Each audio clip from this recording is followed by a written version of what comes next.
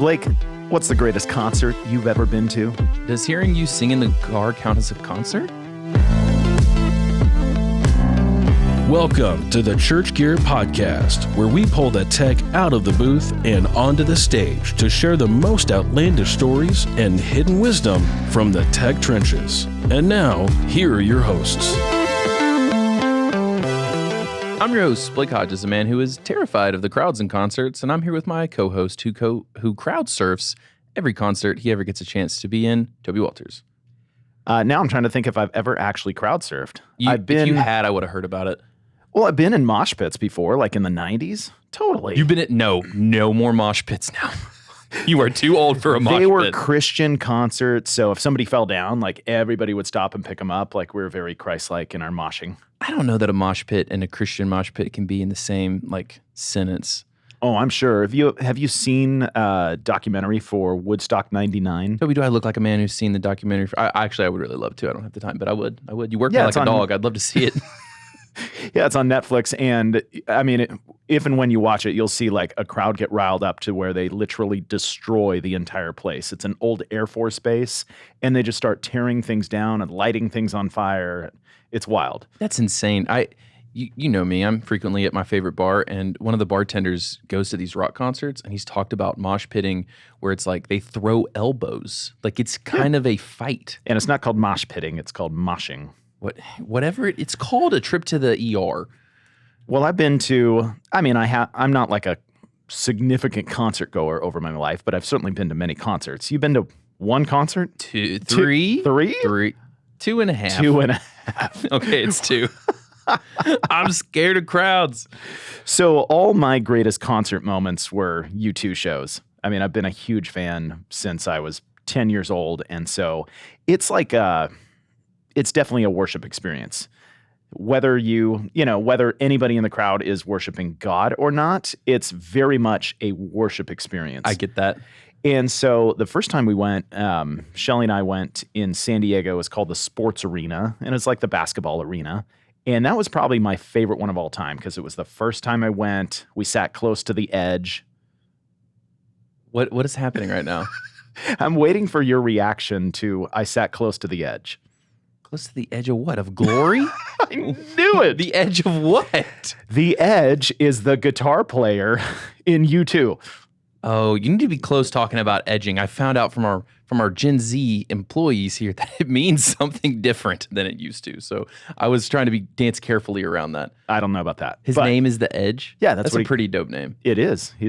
That's his moniker, and I guess when they were young, he would always be climbing on walls and just hanging over the edge, so they nicknamed him The Edge. Oh, that's pretty cool. That's a good name. So we saw him in San Diego. We saw him in Boston at Boston Garden where the Celtics play. That was a lot of fun. Then we went to, I surprised Shelly. We went up to the Bay Area, and we're staying in San Francisco, and we drove over to Oakland where the Oakland Stadium was, where the Raiders used to play. Before they were traders, the Raider traders. There you go. And we pull in. Obviously, she can see it's a stadium, and she sees there's an event going on, but she doesn't know what it is yet. Oh, it's a mystery box at that point. The first thing that happened that drove her insane is that we paid $40 to park. And at this point, she thought we were going to a baseball game. Like it was summer, maybe that's where the Athletics played as well. You know how many bags of white cheddar popcorn you could have bought for $40? Seriously. Gracious. So she was she could not understand that we had to pay $40 for parking. And I was trying to calm her down because I knew we were going to a U2 show, and she didn't know that yet. And so she was probably concerned because you had $100 in the bank account, so you're spending 40% of your net worth. Don't worry about that. So we walk into the stadium, and she sees down on the field a stage, and it was pre-show. And I don't know that anybody was out yet on stage, but she still didn't know what it was. She didn't notice the YouTube merch tables that we would constantly walk by. Yeah, she's she is gorgeous, but sometimes she's a little bit Hang on, unaware nope. about I'm going to save you. I'm surroundings. going to save your marriage. She was just so blissfully in love with you on the stage that she could only see you. She couldn't see you two. So we walk in and we sit down, we get our seats, and she still doesn't know what the event is. And then eventually the opening act comes out, and it's Lenny Kravitz. Oh, yeah. So that was fun. She's like, "Oh, is this a Lenny Kravitz concert?" I'm like, he opened for them? sure. Okay. They have incredible opening acts, like Snow Patrol opened for them, Muse. Like they have some incredible opening acts. So then I don't know if it took until U2 actually came out, but I think she saw like somebody was holding something U2 and she's like, wait a second. You didn't want to tell her? No, because I mean, surprises are fun in that way, That's like true. to watch it unfold. And then, so the last time we saw them, and I have to say, not we, but me, because Shelly was pregnant with Molly and like 2 weeks from giving birth. And so I said, You took her to... this is a bad idea. What? So we were living in Austin and we were going to go up to Dallas for the concert. And I said, And for the birth.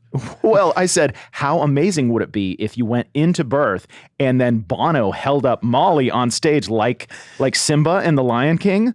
Can you imagine if my daughter was like Simba and the whole crowd was like, "Roar!" This man runs church gear. Or at least owns it. Brian Deshawn runs church gear, but this is crazy.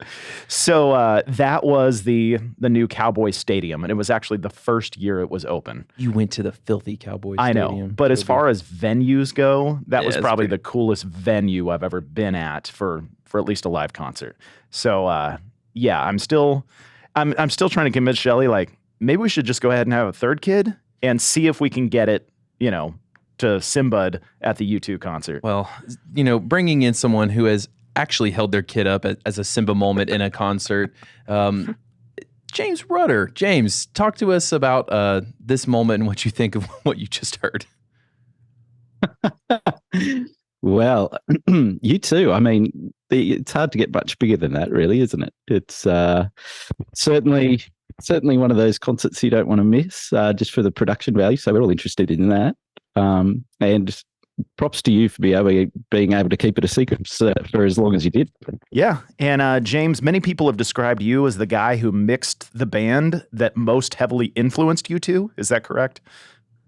Oh, I don't know about that. I mean, I mixed the band that maybe people relate to that, but they were around way before the band that I mixed for was. The irony of all this is, amongst that group of people, I'm known as the U2 hater. Why?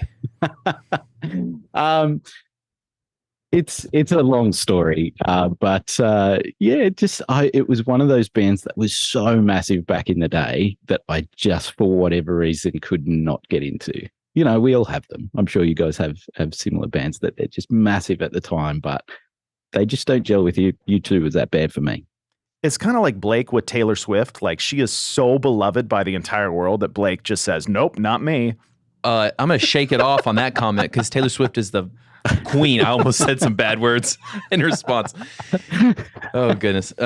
Okay, James. So we're going to see how good your lying skills are here. We've got your 5 truths and a lie. And thank you for counting yes. correctly because there's actually 6 total. You'd be surprised the amount of times we get 5 and 7. Yeah.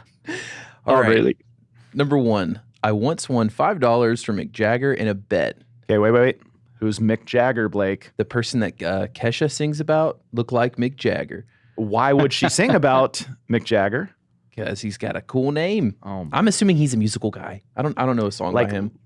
Like literally one of the most famous musical guys in history. Not according to me. He's the lead singer of the Rolling Stones. What? Seriously, Blake? We got to get Mick Jagger a better name if he's going to be in charge of the Rolling Stones. Mick Jagger? That sounds stupid. All of our listeners, please, the next time you see or talk to Blake or just troll him on social media, like he's not making this I'm stuff being up. genuine. We got to get him a better name. Whatever. Oh my gosh. Number funny. 2, I've almost been shot playing table tennis. Like shot with a gun? Where's he playing table I tennis? hope he was going to win the game, and it was so competitive the dude pulled out a gun, and James Maybe. is like, whoa. Or one of those moments you see in movies where it's like, you either win this table tennis game or we kill you. Oh, gosh. All right, number 3. AC/DC once got me out of a speeding ticket. Who's AC/DC, Blake? Hang on now. Or what is AC/DC? They are an awesome band who I'm sure if I would identify 100 of their songs if I heard them, I can't name them, but I'm not a naming guy. I don't know things. How about Back in Black? Yeah, I don't know that one. Yeah. Oh my gosh. Oh, wait. Guess who's back again? No. What? No, that's Eminem. Oh my Amazing. gosh. Amazing. Yeah, Eminem This is and wonderful. AC/DC are basically the same. Eminem's way better. Wow. Number 4. I have lived in America longer than I did in Australia. Okay. Not according to his accent, but That accent is strong. yeah, It's sure is. strong. Number 5. I once paid for a record in exchange for time in an F-18 flight simulator. That sounds awesome. Is he Tom Cruise? Well, Tom wasn't in simulators. He was in the real thing. That's true. Number 6. Very jealous about that. Yeah, serious. My first time in Vegas, I got lucky and used my winnings to buy microphones. Toby also got lucky in Vegas, but we're not legally allowed to talk about that. Okay. These are all really good. I love that our whole audience is now going to say, like, well, James Rudder, the first time he went to Vegas, got lucky. So we don't know what he meant by that, but We do. They're The wording implying was on it. purpose. was this that table tennis game? Maybe instead of getting shot, he won some money and he bought some microphones. He got okay. All right. Well, I mean, I feel like the biggest news here is that you don't know who Mick Jagger is. All right, whatever. Is that going to be your lie? Are you locking that one in? No. I mean, that'd be a good one, though. I'm going to say the Australia and America one. I think he's probably split time between them enough to where if you added it up, that's not true. Okay, I'm going to say the lie is that AC/DC got him out of a speeding ticket. Oh, I need that to be true. That was my favorite one. Yeah. All right, James, we're locked in. What's your lie? Yes, you are correct. I've lived in America longer than I did in Australia. It's the lie. It's very, very close, by the way. It is very, very close. I'm so disappointed that I just lost to Blake and I have to give myself this. There you go. James, I've been on a cold streak all year, so I needed this win. Yeah, you suck at almost everything in this You're world. welcome. So. The You're guests, welcome. The guests have been kicking our butts. Okay, so tell us about winning $5 from Mick Jagger, and did you legally convince him to change his name during that time? Yeah, no, that one was quite a random story. I lived in LA for a time, worked at a studio there, and happened to do a session, a couple of sessions with him. And being Australian, he's obviously English, and we would talk about the cricket. If you've heard about that sport that the other side of the world plays, and anyway, at the time there was quite a match between Australia and England at the time. It happens every couple of years. It's called the Ashes, and Mick was getting a little bit cocky, shall we say, with the fact that England was really messing with it at the time. So he asked me if I wanted to do a sneaky little bet, and it happened at the last match of that series we actually won. So I managed to capitalize on the bet. $5 to me. Nice. Why were you hanging out with him at the time? Were you guys co-mingling on a tour? So he came to the studio that I was working at, and they were doing some finishing touches to it. And I was the engineer that was from the studio that was put on that session. So for a couple of weeks, we ended up hanging out and doing some stuff. So yeah, along the way, we had a bit of banter back and forth, which is fun. And obviously, you and Mick have basically the same level bank account. So $5 between you guys was just nothing. Do you know what? I actually thought that was very sweet of him. Like, he could have very easily said, $1,000, but he was like, yeah, it's $5. At the time, it was a starving studio engineer, and he was sweet about it. So it was nice. And okay, we got to go to the speeding ticket. And I read Dave Grohl's biography, and I feel like he had a really notable story about a speeding ticket in Australia. So I'm ready to hear yours and see if it's any better than Dave Grohl's. Yeah, this actually happened when I was over here in the States. For a time, I was working with a band. We were a band in a van, and I think we were traveling from Texas to Oregon or something ridiculous. And I was doing the last haul of the trip, and I guess I was hauling and got pulled over. And that particular band, every night we would do Back in Black as a cover. And anyway, the cop pulls me over and he goes, you were speeding, and it looks like you guys are a band. And I'm like, yeah, we're just off to our next gig. And he's like, oh, there's this one band from Australia. He obviously heard my accent. There's one band from Australia I really, really like. And I'm like, who's that? And he's like, AC/DC. And I'm like, well, you know what? As a matter of fact, we do a cover every single night of Back in Black. And he just hands me back my license and go along on your way. And I love that if Blake was that cop, he would have been like, oh, the Eminem song. I love that song. I want it on record. I didn't think he did that song, but I can't summon the lyrics now. So I guess I might as well just take that one on the chin. All right. So then tell us about getting lucky in Vegas and what that meant.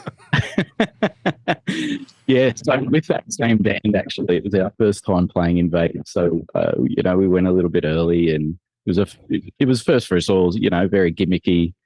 Found the tables that were the cheapest, and I ended up having a good run on blackjack, actually, and walked away with some winnings. And so, of course, what do you do when you're young and you're in a band?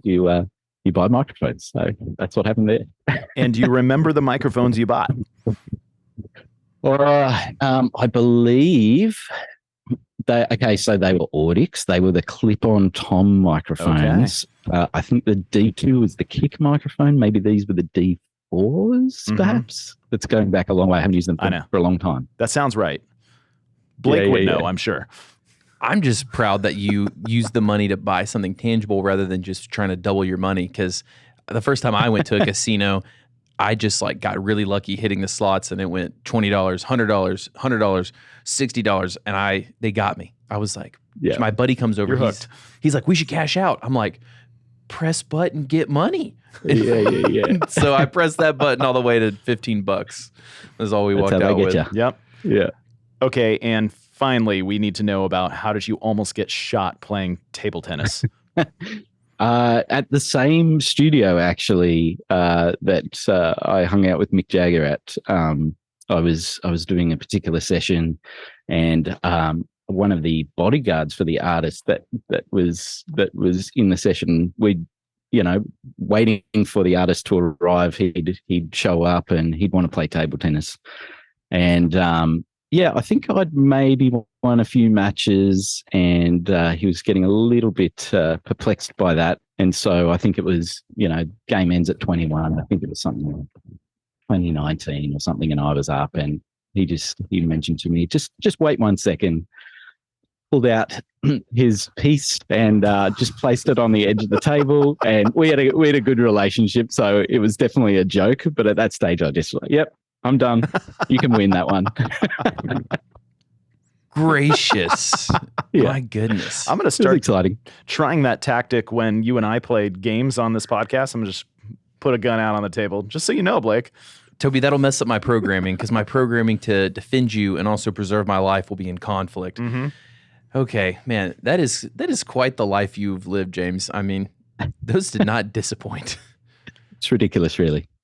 And getting into what our listening audience has been begging us to hear about, kind of the agreed upon reality is that you had the coolest, most coveted job in Christian music touring, the front of house for United.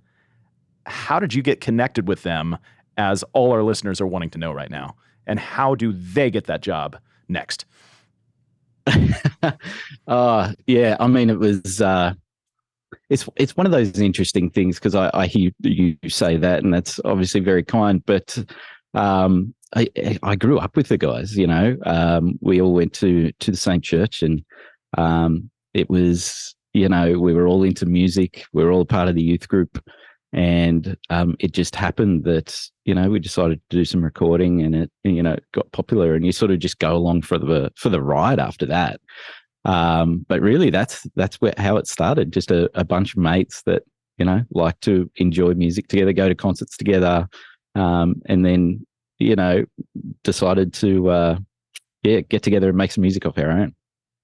And Blake, I'm embarrassed to ask you this, but you know who Hillsong United is? So real talk, when you were looking at that first question and you said it's typed out as Hillsong and you said United, for a split second I went, oh no, Toby said the wrong thing.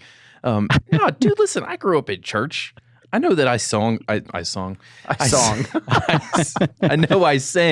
a great deal of these during my youth times. Oh, yes. Like Yes. when we were doing And our also, you're allowed to be confused because over the years, the name of Hillsong in general and all the different entities, the different music entities have changed. So, you're certainly allowed to be a bit confused there. And James, correct me if any of this is wrong, but Hillsong, and that's the name of the church, and then the original music came out, and it was called Hillsong, and then Hillsong United was kind of the youth band and really trying to hit that, youth market. So it was the same church, same umbrella ministry, but Hillsong United was the young band. Y'all were the the church. youth band? At the time, yes, we were actually the punks in the youth band. That's right. You got it exactly right. That's amazing. That is so cool. And how do you feel like, I'm sure they hear this a lot, but obviously they're heavily influenced by U2. Is that kind of a running joke, or do they feel like, no, like, we make our own music. It's U2 does their thing, we do our thing. Oh, yeah. No, I don't think you'd talk to any one of those members without them saying, at the time where we started, that we weren't influenced by so many different bands back then. And that's just gone on throughout the years as well. And obviously the music's changed. But yeah, absolutely. We were at the fire hose of ingesting as much music as possible. And so that came out in the writing of that music at the time, for sure.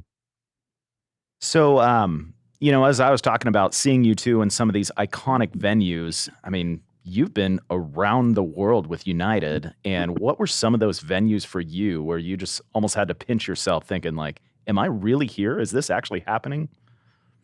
Yeah, there's definitely a few standouts when I think about it. But again, because it happened over so many years, like we're talking, I don't know, about 20 years probably of this time period where we were touring and doing stuff, that along the way, there were certainly venues that maybe no one would say, oh, this is an amazing place or this is well-renowned or whatever, but you pinch yourself in it because you're like, wow, this is the first time we're ever doing anything like this. So yeah, that happened fairly frequently. I think some of the most memorable ones, like we'd be maybe down in South America and it wasn't even a venue. It might have been just a field with a stage in it, and to hear sort of the songs being sung in, whatever language of the country we were in, that's some pretty special moments. And then, outside of that, some of the sort of more well-renowned venues over here, we did Hollywood Bowl at one stage. That was a pretty special one. Oh, that's fun. Yeah, Madison Square Garden was another one that was sort of one on my list that I was very happy to tick off. And also Red Rocks probably stands out as another one that was pretty cool. So. Yeah. I feel like those are like the three most iconic American venues. Certainly would have been my answer if you asked me that question. Yeah. I think, Blake, I don't know if you saw, like Kevin Hart did a documentary, or it wasn't a documentary, but it was a live set. And it was at Madison Square Garden. And his whole point going in was like, I cannot believe that I'm now at a point where I'm speaking to Madison Square Garden, performing there. Like, it's just sort of that iconic moment. So what did you have like a typical PA you were running, like a PA in front of house, or did it just depend on the tour? Like what's your go-to? Yeah. The same thing. We toured for so many years where when we first started, it was literally going to churches and different venues and just using, what they had. So it was kind of anything and everything. Sort of over the last, I don't know, probably 10 years, we got to the point, I guess you would say, where it made sense for us to start carrying. And so start carrying a piece to put on the ping pong table. That's right. That's right. Going full circle here. I like it. So carrying PA and lights and all the rest of it. And generally, I'm pretty sure most tours that we carried L-Acoustics PAs. We would change things like consoles just depending on the flavor of what we were going after and things like that. But was there? Yeah, L-Acoustics was, I guess, the answer to the question there. Okay. And what would your go-to console be if you had your choice, typically? Yeah, fortunately, over the years, we got some. We had some variety that we were able to play with, but definitely my favorite was probably the SSL. I don't necessarily like to say, "Oh, I've got one console, that's all I'll use," but I found that one to be particularly enjoying. So, so I would probably say that one. And we just got in a pair of SSL 500s. Blake almost destroyed one of them with his big butt. I almost ran into it because Why would you do that? I was looking out the other door like, oh, what's going on over there? And then I had to contour my body around it not to run into it. And was like, okay. And have you fallen? You might have come off second best. What's that? I just said you might have come off second best. Ooh, is that an Australian phrase? What's that mean? Yeah. Oh yeah. What would be the equivalent? As in, if you ran into an SSL, the SSL might have won. Oh no. Definitely between you and the SSL, Blake, I would fire you. Well, yeah, of course. SSL's worth $60,000 on the used market. Yeah. So, and I also want to know: are you falling into the same trap and temptation that Lee Fields and Corey Edwards are, with just this beautiful front of house rack of all this analog gear? If you were you trying to have all that analog gear front of house, or were you just like, no, just give me the plugins? It's an interesting question. I think the whole analog gear and the plugins, it all goes in cycles. I'm old enough to remember the time when we used to have to have all the analog gear because you're on an analog console, and the only way you would get dynamics was by actually implementing some of that stuff. So back then it was quite necessary, whereas now it's a little bit of a what's the word? It's a nicety that we might add to our inventory. So I don't know. There's certainly some pieces of gear that I enjoy, but I like to think, maybe people that have worked with me maybe wouldn't say this, but I like to think that I can work with what's available at the time. Having said that, there was one piece that I did like to have in my rack sort of towards the end of my touring time, and that was the Avalon 747. For me, that was something I strapped on the end of my band bus and gave it a little tickle. So I did enjoy that one. But yeah, plugins, I mean, there's some plugins that I like to use that maybe on the side of softening some of the blows that can come at you in some of the input strips. But I don't think I'm necessarily one to use things to enhance. I like to stay true, if you like, to what's coming down those inputs. I guess my philosophy is the work has been done before I get it. And now I just need to, go along with the content that I have, and do the best job with it. So, maybe that's part of my philosophy. But yeah, that's a bit more of an in-depth answer to probably what you were asking. That's great. And I love that you said, your favorite go-to, if you can have it, is an Avalon 747 at front of house. And you can't see this, and Blake doesn't realize it, but I do. He literally has his fingers on an Avalon 747 right now. I'm just like, no way, twisting the knob up and down absentmindedly as we record.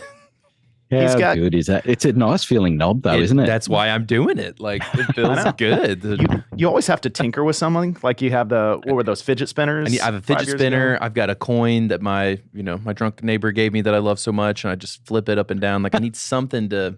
And we aren't using any of this gear for the podcast, but we put it in the studio because it just looks so cool. So he's got an Avalon 747 sitting there and an old DBX 165. Oh, very nice. And he wouldn't know what to do with them. We're really fronting is what I'm hearing, because we're not using it. It's just sitting here. Well, I mean, we could put our mics through, some of these channels, but it's a little overkill for a podcast. Well, and also I'd probably mess them up because I'd just be touching the knobs. Probably. Okay, so speaking of things getting messed up, do you have a moment when the gear, the people, the logistics, just something failed you? And how did you recover? And now that I know that the context of with your buddies, that's a different scenario or a different mindset of disaster, because it's like, well, I don't let my friends down. Like, this is my bros. So do you have any of those moments out on your shows? Yeah, I mean, there's so many over the years, but there was one particular one that sort of stands out to me where there over the summer there's a bunch of festivals that go on in paddocks, Christian festivals that go on, and I'm not going to remember the name of the particular one, but fraught with weather complications always. And on this one particular day, I was standing at the front house tent, and all the sides were down because we knew weather was coming.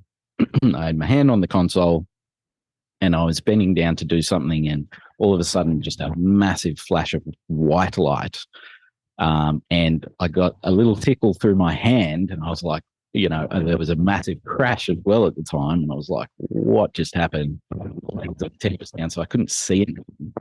And it had turned out that there was a lightning strike literally, not very far away in the field.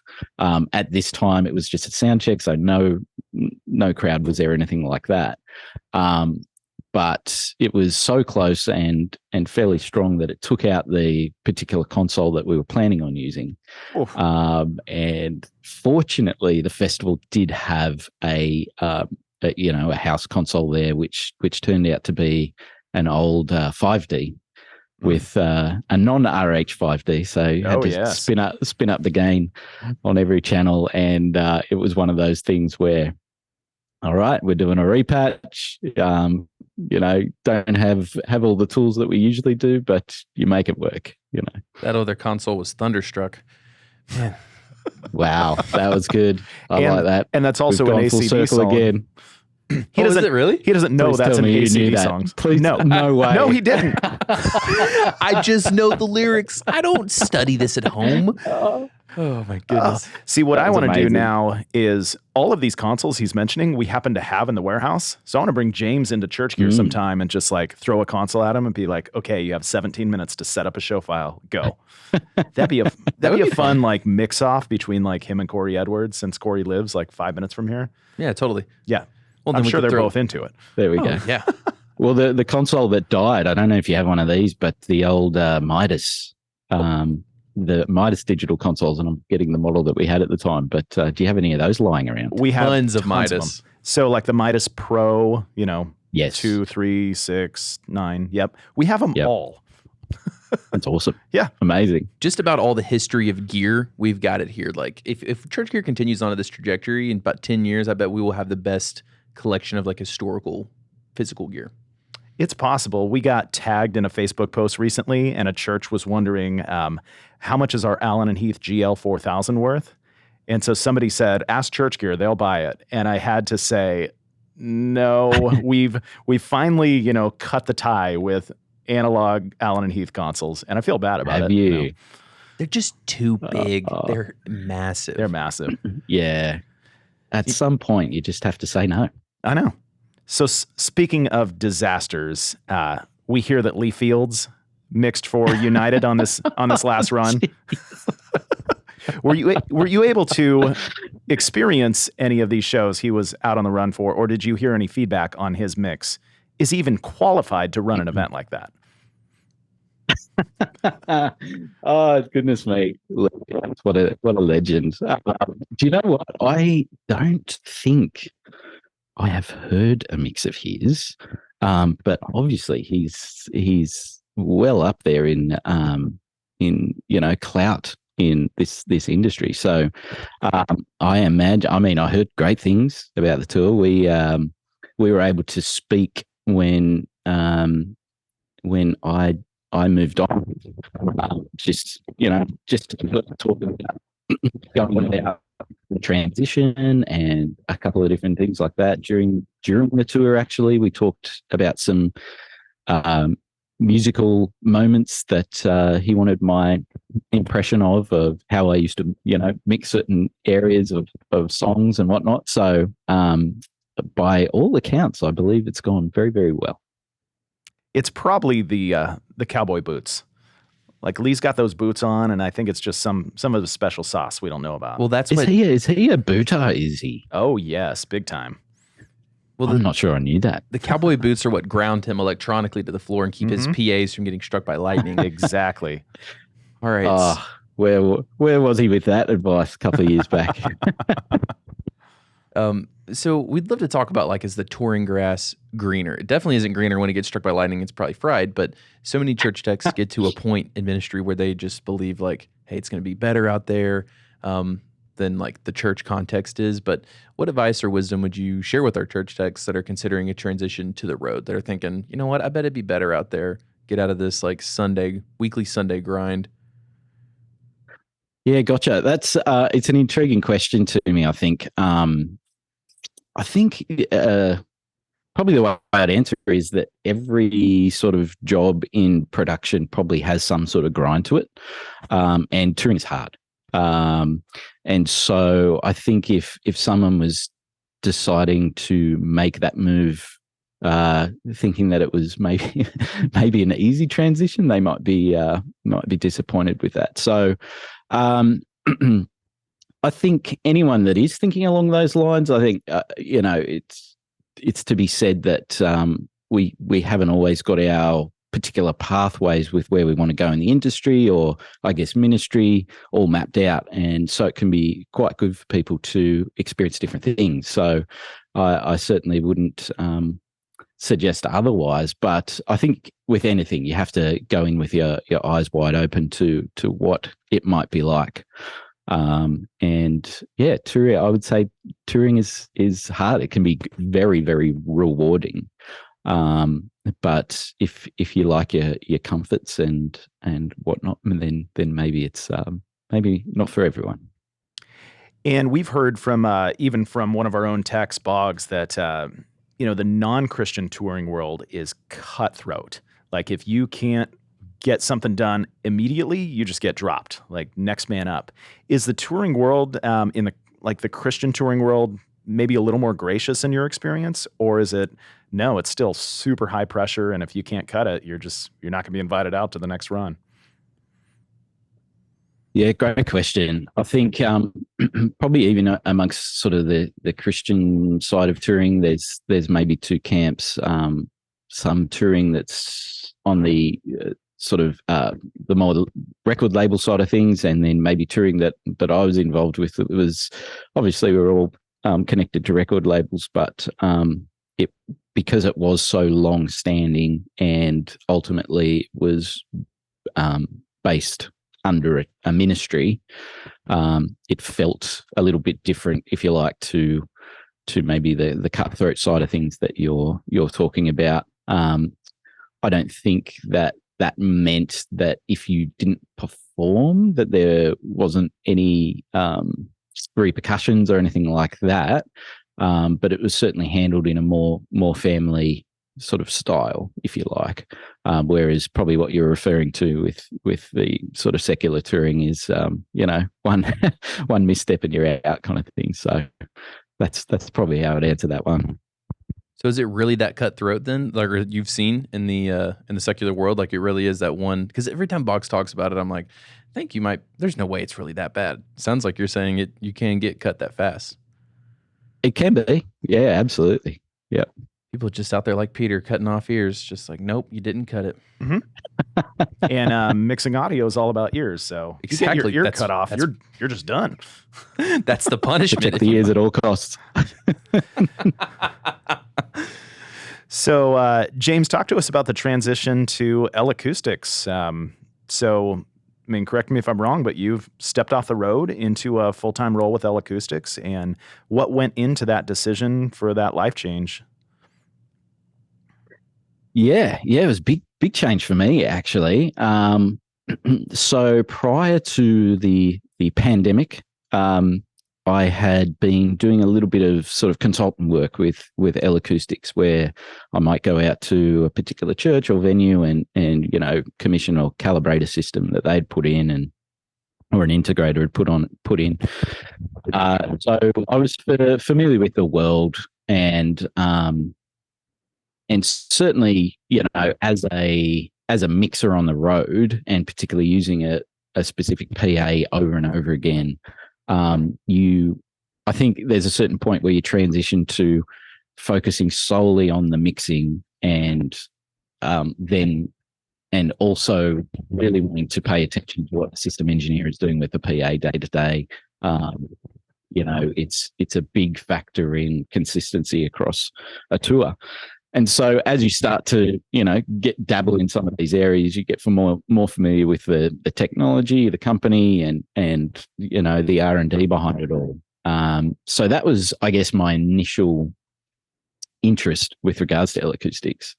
And yeah, as I said, over the time, met some of the guys there, started doing some consulting for them. And when the pandemic happened, obviously touring fell off a cliff. And I've always done studio work as well, so it wasn't completely dire, but it was a time where I think probably all of us started thinking about different options, and I'm no longer being a spring chicken, shall we say, and family life changing and all that kind of thing. So started thinking hard about it, and it so happened that amongst those thoughts, I was approached to throw my hat in the ring with regards to a full-time position, and it all sort of worked out. So it's still quite fresh. I'm under a year with the company, but so far I'm really, really enjoying it. And do you miss the road? Does the road call to you sometimes? You'd kind of feel that pull? I think that's always going to be there. There's nothing better if you talk to mixers, there's nothing better than, being in front of that console, on the other end of a fantastic band with a massive PA, and just giving it a bit of stick. So I'll always, miss doing some of that stuff, and the camaraderie that comes with being on the road with a group of people that you've done life with for a long period of time. That's obviously it's quite bittersweet to step away from that. But do I miss the day-to-day of being away? Some of the less comfortable things about the road life, not so much. I don't miss that too much.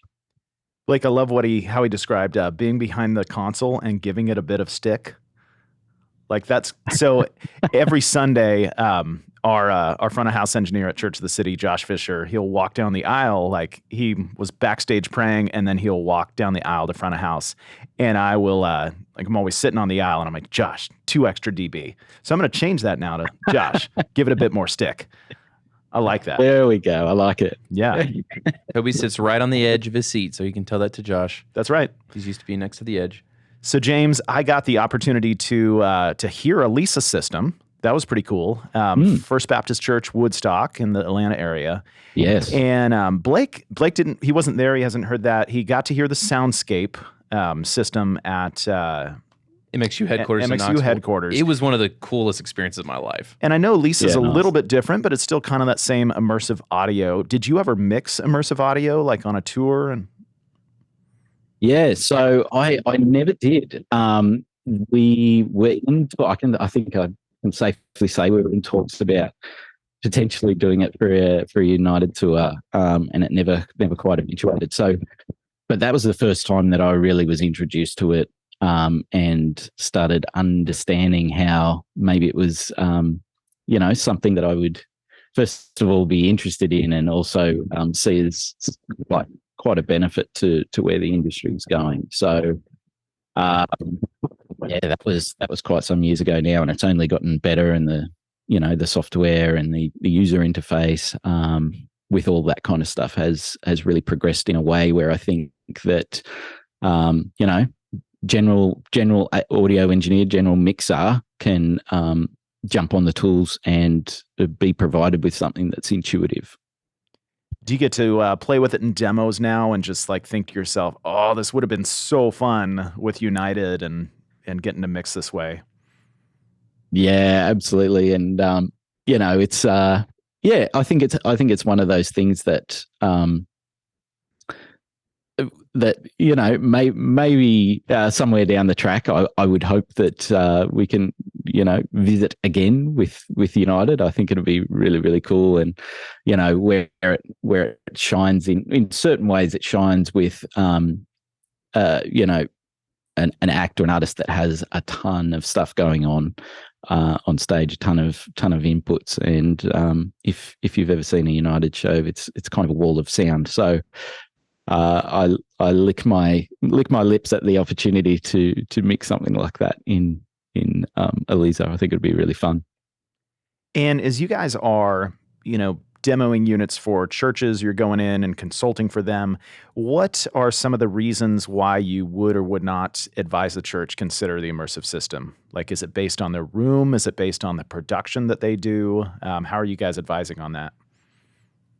Yeah, there's so many different factors in that, but probably the best one would be we can actually measure by doing a model in some of the tools that we have how much of the room is actually going to have an immersive experience. And so just based on those factors, we would advise yes or no. That's basically what it comes down to. And as you say, some room sizes aren't ideal for it, or room shapes. There's plenty that goes into that decision. Do you find that as far as production goes, like the more they're doing, like if they have a choir, if they have an orchestra, if they have a lot of moving pieces on stage, that immersive becomes more and more valuable to them? Or can just a 5-piece band really make a difference for them? Yeah, it's a great question. I didn't want to steer anyone wrong that if you have a lot of inputs, then Elisa is for you. But really, one of the big factors with it is that the draw of attention. So all of a sudden, we can use a space to mix in that actually relates to where people are visually on a stage. So I think there's been a time where you've been at a concert and a left-right system, and as soon as you move towards either of those deployments, either the right or the left, we naturally focus our attention to that particular speaker system, and it can actually draw your attention away from maybe the stage. I think we've become quite good as listeners to be able to, hear something in a completely different space than we're actually seeing it, and somehow our brain still puts it all together. Whereas this actually takes that and turns it around. All of a sudden, we're seeing something and we're hearing it from the same place. So in the worship context, that stood out to me as really, really powerful, because whether it's the pastor on stage that's wanting to deliver a message and really wanting everyone to focus in on what he's saying, at that point, you're actually really, the sound of where he's preaching from is directly where you're hearing it. And similar to a band, all of a sudden your focus is drawn visually to and that actually relates to what you're hearing, which is really, really powerful. This is fascinating. We've recently had on guests like from Clang and Venue Flex, and just sort of this, like, Blake and I are learning a lot about acoustics. Blake, it's cute to watch your wheels spin and your head nod as you're like, this kind of makes sense. I'm happy to know that it looks as if I'm comprehending anything. That's great. That's great to hear. I'm fooling you. It's just amazing how the technology is getting to a point where, I kind of feel like what you're saying is we can manipulate things in a way that, like, our eyes and our ears suddenly are in a space that, like, our brain recognizes, and it's a different space than we've ever experienced before. So it's just a fascinating idea that we can, manipulate the sounds to trick our brain in that way. Yeah, it's definitely one of those things that when, particularly I think audio has for the longest time, it's always been, a standard left-right system or a multiple mono, deployment of speakers. And so all of a sudden, when video and lighting have had all these different upgrades, now audio has caught up as well, and we can really be a part of the conversation when it comes to deploying some really, really powerful presentations. And as you were mentioning about like the software upgrades in mixing for immersive audio, I think even the idea of getting into immersive for a lot of church techs can be overwhelming because they think like, hey, I haven't been out on the road with United for 20 years. I don't have that kind of a front of house mix experience. Are you saying that the software has really gotten to the point where it's a whole lot easier? The barrier of entry is much lower to be able to mix well in immersive? Yeah, super, super easy. I think anyone, particularly over the last couple of years, that's has an iPhone, will probably very easily be able to jump into this kind of technology. So much so that if you have a touch screen, you can manipulate different objects on this on the user interface, and anyone that's seen any kind of DAW, it's sort of laid out similarly to that. So. Point of entry is really, really easy at this point, which is great. Do you think it's as easy as Blake being able to mix in immersive audio? They do sound easy as Sunday morning. I could get him. I could get him going in 10 minutes, no trouble. Oh man, Let's do this. challenge accepted. I'm flying. I'm going to take out my Brex card for the company card. I'm going to fly to Australia on the company dime tonight. He's in Charlotte, right? Then I'm going to reroute to Charlotte when I'm midway over the Pacific, and it's going to be great. Do you know what? Australia sounds great. I'll go with you there. Let's do it. Blake, did you hear about the flight that got halfway to Australia and then had to turn back? Whoa. We don't talk about that, please. What flight is that? It happened just a month ago. Like there was some sort of issue they had to fly back, but they got like halfway to Australia and just turned around. Was the issue that they realized the animals that were waiting for them in Australia and they said nope? Wow. I think it's worth pointing out at this point that anyone that's a nervous flyer that's listening to this, isn't it amazing that even though there was an issue, that everyone landed safely, if it's all good, these planes are just rock solid. Fly happily, everyone. You'll be fine. I say this often that flying is the eighth wonder of the world because because I'm a big logistics planner guy, when you look at all the planes that are in motion at one time and how very little anyone ever dies, it's honestly insane. There should be like one crash a day and we'd be like, that's still pretty amazing. Like really, if you look at the numbers, it's nuts. And it took an interesting turn, didn't it? I mean, we all know flying scares the heck out of me.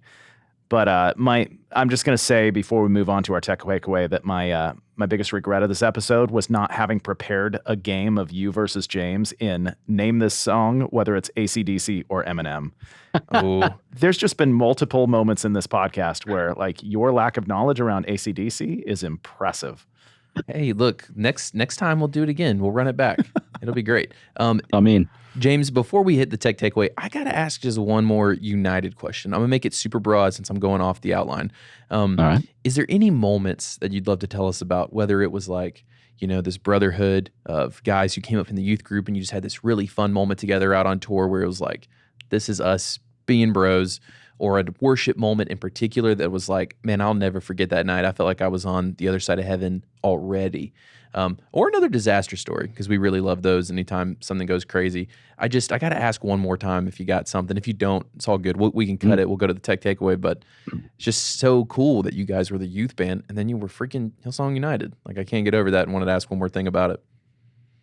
Yeah, no problems. There's one particular that I was just thinking about where for the longest time we would tour and then we'd go home and then ultimately there'd be an album recording that would happen, and we were in that particular cycle of sort of doing both. There was a movie being made at the same time about that whole thing, and there was a lot of stress, and just deadlines were coming and going, and there was a lot going on. There was a song to be filmed that was still in the very late stages of being created, and I just remember feeling that pressure. And the guys that I was with, we were all it's weird, we were all feeling the pressure, but also locked into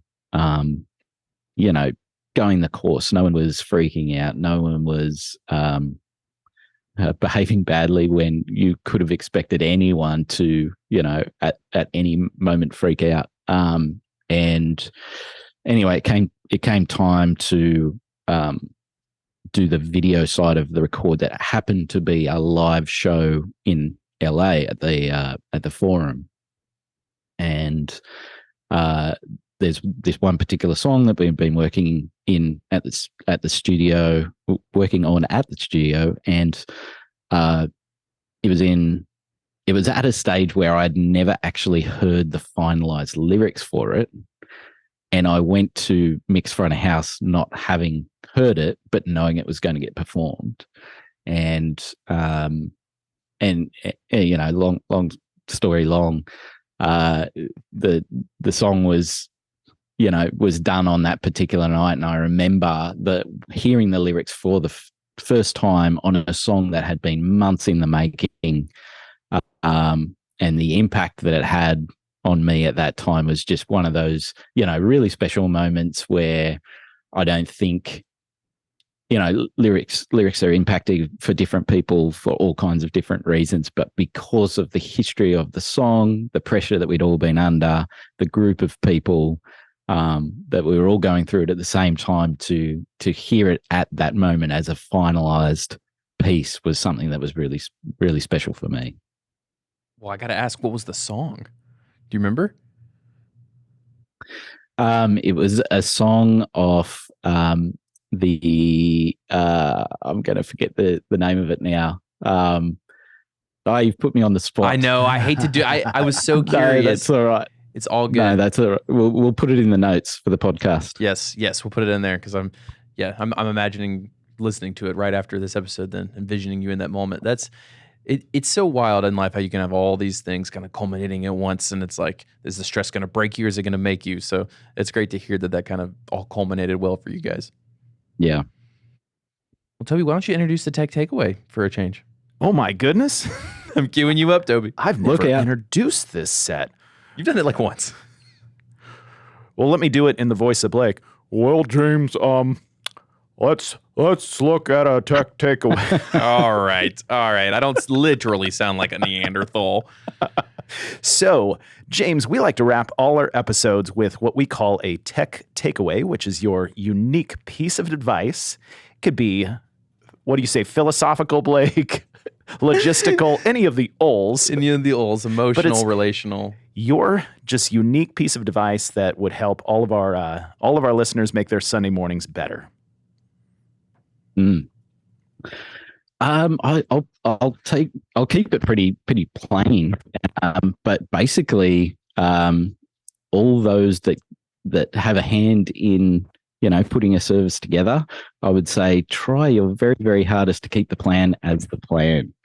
I think whenever a curveball is thrown, it can be bad for everyone, and I think on the back of that it's always important to remember that there will be another Sunday as well. So I think it's good to keep this side of things as lighthearted as possible. Blake, I feel like every one of our church tech listeners are looking, in their mind to their pastor and being like, yeah, can we not change the plan 7 minutes before service next week? I'm thinking we should get some shirts printed up that instead of the Muhammad Ali quote that everyone has a plan until they get punched in the face, it's everyone has a PA until it gets struck by lightning. Everyone has a plan until it gets struck. The PA gets struck by lightning. That's pretty good. Although that would be difficult to happen in a church building. Well, James, that's really good, man. We appreciate you coming on. How would people reach out to you after the show if they were like, hey, I gotta ask some more Australia questions? Yeah, please feel free. Probably the easiest way is just jump on the old Instagram if you have that. So I believe on there I am James Rudder Mixes. Sweet. Yeah, I'll put that in the show notes. And thanks for coming on, man. We really, really appreciate the time. Yeah, thanks so much for having me. I enjoyed it. Thanks for hanging out with us. We hope to see you back next week for more absurd stories, tech takeaways, and overall buffoonery here at the Church Gear Studios. Blake, I'm seeing our next poll on social media. Uh-oh, what is it? Is it more embarrassing that Blake didn't know who Mick Jagger was or who Bono was? Bono, because Mick Jagger's a dumb name. It's a dumb name. It's not even spelled right. It's spelled like Mick. It should be MC, like Mick Hammer. I don't know why you're laughing. I'm being for real. Oh my gosh. Well, Blake, you said easy like Sunday morning. Yep. That's what they say about me. What else can we make so easy like a Sunday morning for our listeners? If you are shopping at churchgear.com, you can use code podcast to get 11% off. And also, if you want to repost your reaction to me not knowing who Mick Jagger is, we might repost that. That'd be fun. All that sounds easy like Sunday morning. Easy, because Sunday morning is very easy for us. There's something there too. We should do a shirt with that as well, like easy for the church text. And before we go down that road, Blake, who sings Easy Like a Sunday Morning? I don't know.